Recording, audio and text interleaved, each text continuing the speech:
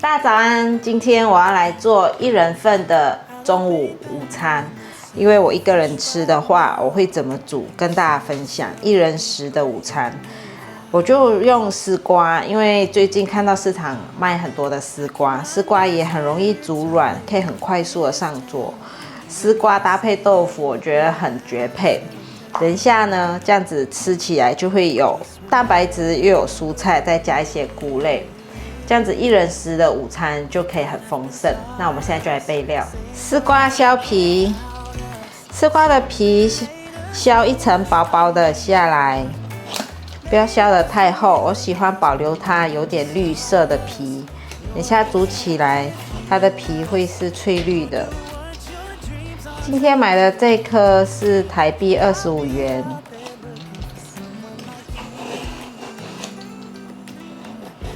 我選的時候就是選它的形狀，大概從頭到尾是直線型的，因為有些好像葫蘆形彎彎的，我就沒有選那種形狀。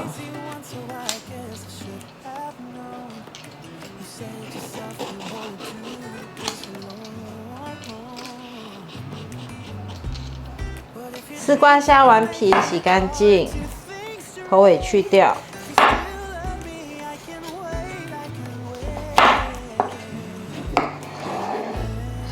切一半，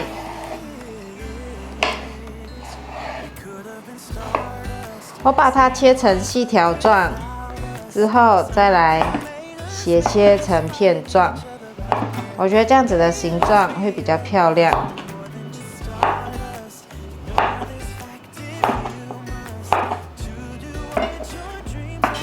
其實同樣的食材，你用不同的切法，它就會呈現不同的形狀，這樣子感覺視覺上就會比較有食慾。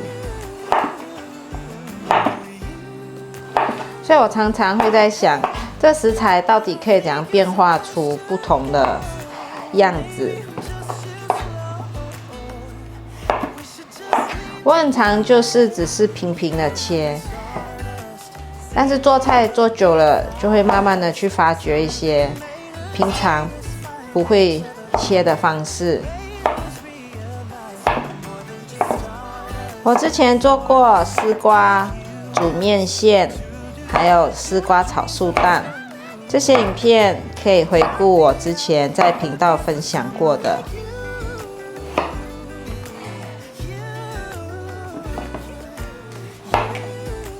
一條絲瓜切起來真的很多，我一個人也吃不完，所以我通常就是這樣子先煮起來，晚上孩子們回來的時候又可以繼續吃。我先把我1人份的把它盛起來，把絲瓜放到盤中，板豆腐準備1盒，這盒是400克。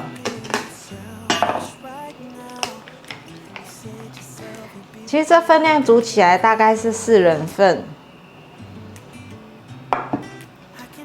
把豆腐切成片狀，換一個方向，從中間切一半，這裡斜切成三角形。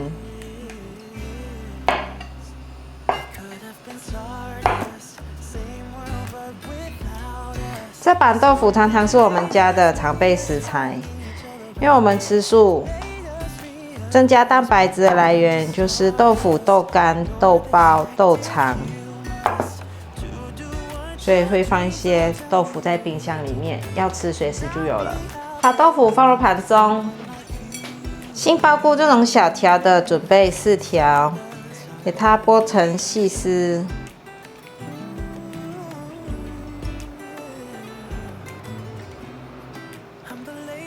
我沒有剝得特別的細。就是差不多還是像這樣子的粗細程度。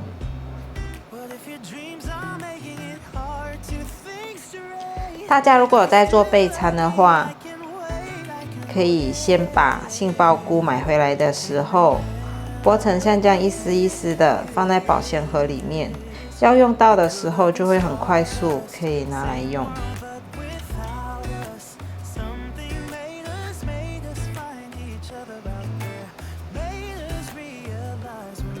杏鮑菇放入碗中，鍋內放入適量的油，杏鮑菇放進來炒香。把杏鮑菇先給它炒成金黃色，讓它稍微煎煎，大概煎了3分鐘左右，翻動一下。另一面也讓它稍微煎一下。把杏鮑菇炒成像這樣子，都焦黃色了，它等一下的層次味道就會很豐富，它會比較香。現在先把它盛起來，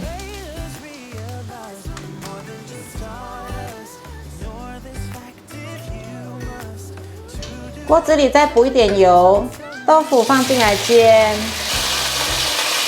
把豆腐鋪平，兩面給它煎成金黃色。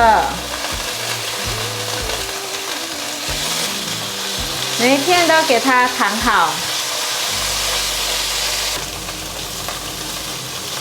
豆腐來翻面，有煎成焦黃色了。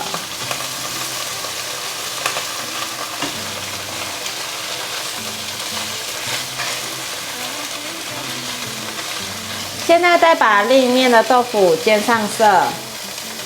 豆腐都煎上色了，可以關火取出。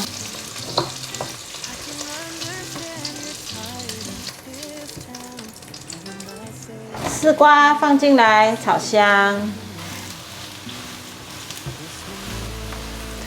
大略翻炒一下，來調味：1茶匙鹽，半茶匙白胡椒粉。先放點鹽進來翻炒，可以讓絲瓜快速的軟化。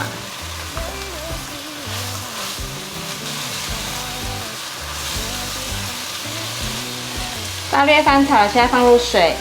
70 cc 的水從鍋邊淋入，再次翻炒，讓調味料更均勻。這時候放入豆腐、杏鮑菇也一起放進來，翻炒一下。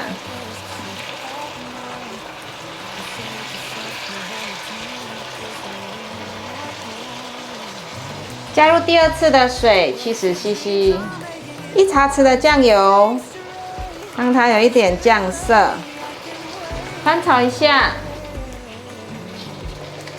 現在放入烏龍麵，把水蓋到烏龍麵，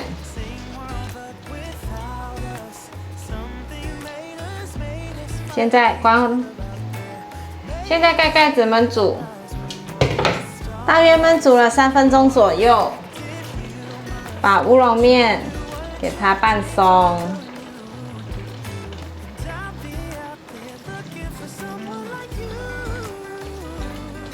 這種烏龍麵可以在一般的超市買得到，放在冷藏裡面，有時候要吃的時候很方便，尤其是1人食的午餐。現在已經煮了大約5分鐘左右，所有味道都融合，可以關火起鍋了。